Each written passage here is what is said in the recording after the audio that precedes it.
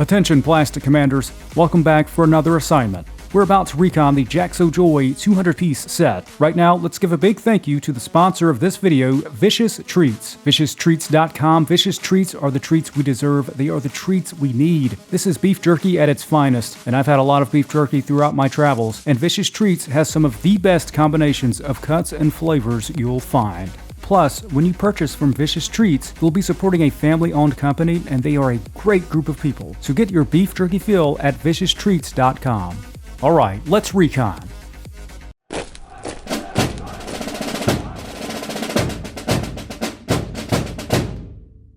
What initially caught my attention with this set was that the packaging prominently displays the Call of Duty Ghosts logo on it. Although the set itself doesn't appear to feature any specific references to the game or its characters, other than perhaps the modern uniforms and equipment of the armies. Observing the color, gear, and the dog, there's another game that comes to mind for me, and that is Command & Conquer Red Alert. This is going way back to 1995, and it's one of the best RTSs I've ever played. In that game, the Allied armies were blue and green, while the Soviets were red and yellow. Each side had their own special units, and the Soviets could produce German Shepherds. This set has one of them.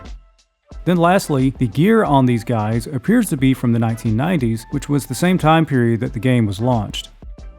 Apart from the artwork, the bag does come with a zipper that keeps everything secure.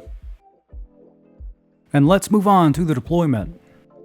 We have an awesome color contrast between the figures, and then we have a wide assortment of vehicles and props. At the overview, we counted 203 pieces. There's one green bunker that is missing, and that's actually trapped in that little green castle there. I didn't realize that till I cracked that thing open. One thing you may have noticed is that the helicopters are different than the actual still photographs that are featured on the Amazon store page. Now the store page does have an accompanying video, and in that little promotional video, the helicopters that came with this set are the ones featured in the video. That is 3 Chinooks and 3 Black Hawk helicopters. As you can see here, this set has an absolute ton of props and vehicles. We've got a lot to cover. Let's get moving. So here we see a very good amount of detailing. I've got no complaints here. So this is the gear you would have seen around the 1990s, 2000s era. Per each stance, there are actually 2 different models that feature slightly different gear: the helmets, the guns, and the gun belt. The scale of these guys is 1/32, and that's confirmed, so that's about 2 1/4 inches. And there's a very solid quality control as every mold is consistent.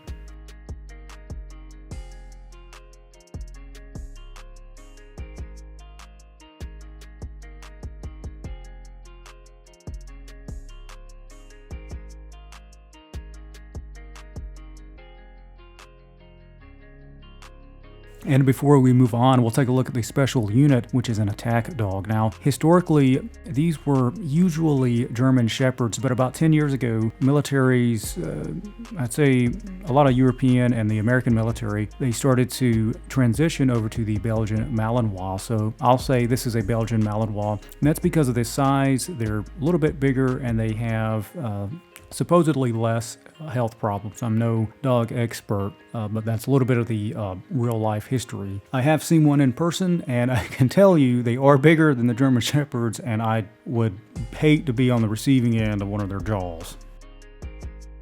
We move on to the vehicles. Featured first is the LAV 300. This is a 6-wheeled variant of the LAV 25. It's a great size in comparison to the soldiers and features a turret with a large cannon and a minigun at the top. Both the main turret and the minigun can move independently of each other, and the cannon can be angled up and down. The front and sides feature detailing that includes gear, lights, and hatches. Now the bottom is rather bland, but still solid. As we move to the back, we have a set of double doors and a hitch. This is the only vehicle with a hitch, and this can be used to move the two trailers, one of which is used for carrying boats, and the other one is for the cannon. Be advised, the front wheels consist of a friction motor, meaning you can swipe the tires really fast to build up kinetic energy, which will then propel the vehicle on its own for a few seconds. Opening the rear hatch, we see there's enough room for the dog to fit inside comfortably, or to cram about 3 to 4 soldiers inside. Now you can toss a standing rifleman in there, but he will not be able to stand up. Now one important note, you'll see that little wall right there that comes up about halfway through. Now be careful not to let any soldiers fall behind that, because getting them back out is going to be quite the challenge. In real life, these vehicles are designed to be amphibious, allowing them to operate on land and in the water. Now that leads us to a looming question. Will our model float? Spectators have gathered around the test pool to find out. We set the lav in the water, and oh no, within seconds, our model begins to sink. Its wheels come to a rest at the bottom of the test pool. Kind of cool how the turret is sticking out just above the water though. There's some metal parts in there, so if you get this wet or submerge it, make sure to dry it out.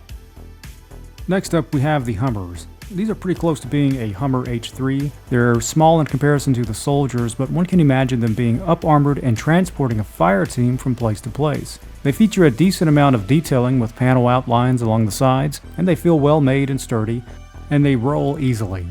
The axles underneath are made of metal, and a set of metal screws fasten the chassis to the frame, so be wary of moisture that can get these parts rusty. There's more than one way to get around with this set, as we have a group of 2 motorcycles and 2 small boats or ribs. The motorcycles are entirely plastic with plastic wheels. The 2 wheels on the bike move freely, but the one on the sidecar is a lot stiffer and doesn't move quite as easily. You'll notice we have a spare tire on the back of the motorcycle, and this is detachable. Then the sidecar itself can be detached from the motorcycle. There aren't any stances specifically for the bike, but you can attempt to prop a soldier up inside the sidecar. There's a decent amount of detailing in the bike, featuring a massive headlight and various parts of the engine beneath the gas tank. The handlebar is stationary and will not move the front wheel.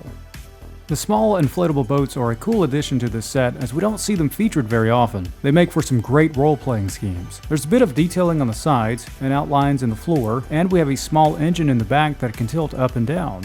You can set 2 to 3 guys inside, so you'll definitely want to watch those waterways. Underneath, we have a series of bridges, but also 2 slots for attaching to the trailer. And this goes on like so, and with a little squeeze, it should snap into place. And once set, it will not budge. As with the lav, inquiring minds want to know, will the boats float? The spectators have gathered around the test pool again and are taking bets. We set the first boat in, and not bad. It stays afloat well. Adding the second one, we see it too remains firmly above the waterline. Now, let's give it a bit of a nudge to see how they do in some rough water. Not bad, not bad. Uh-oh, the boat on the right is taking on water, but it remains buoyant. So it appears that even when water comes overboard, they still float. Seeing that they float, a couple of the spectators have opted to go for a joyride. Under your command are a set of 3 rocket launchers and 3 tanks. The size in comparison to the soldiers is disappointing, but again, the imagination is key here. You have 4 different factions, but 3 tanks and 3 rocket launchers, so it'll be interesting to see how these weapons are balanced. They consist of a durable plastic that holds its shape well. Despite their size, they possess a good amount of detailing, as we see with the tank here.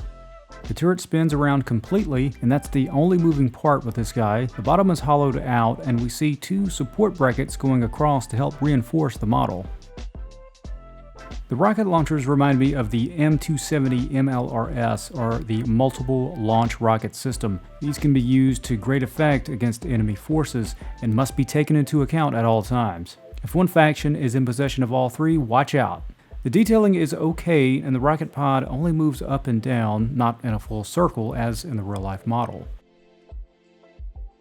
The addition of 6 helicopters with this set brings verticality to your operations. 3 Chinooks and 3 Black Hawk helicopters can be used to dispense soldiers and transport heavy equipment to vital positions. They feature an acceptable amount of detailing with texture along the blades and outlines of panel pieces, and we have little plastic wheels on the bottom. Their blades will spin, but they usually collapse back on top of each other.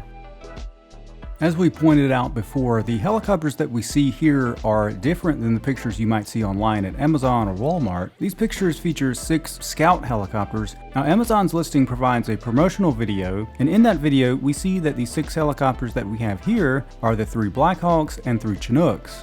In my opinion though, the ones we have here look a lot better than the Scout helicopters. We have 2 trailers, and since we've seen some of the boat trailer, we'll focus on the flat gun for now. The trailer for the flat gun is sturdy with wheels that roll smoothly. The flat gun can be rotated and the cannon can be pivoted up and down at wide angles. With the assortment of emplaced weapons, ammo crates, and radios, armies can mount strong defensive positions. There's 3 types of emplaced weapons in sets of 2 miniguns, tows, and one that resembles an RPG. These can be rotated and can be detached. The radios feature a series of buttons and controls, while the ammo crates display an assortment of different weaponry and ammunition. One thing I respect about this set is that they have a great amount of diversity in their props. Here we have an assortment of silver structures, most notably the ruined buildings. While these are much smaller in size when compared to the soldiers, they are an excellent tool in stirring imaginative play. There's bunkers with emplaced weapons, sandbags and barbed wire, flag pieces, and 2 little palm trees. There's plenty of bunkers and sandbag emplacements to take cover behind. Not shown here is the green horseshoe bunker, which we discovered later. These bunkers have nice detailing in that you can see the sewn edges in the sandbags, and they are big enough to accommodate multiple soldiers.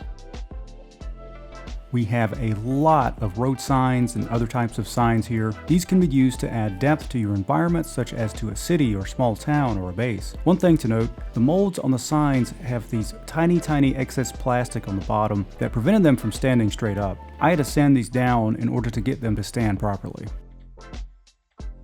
Alongside these pieces is an ammo box that can be opened, and wait a sec.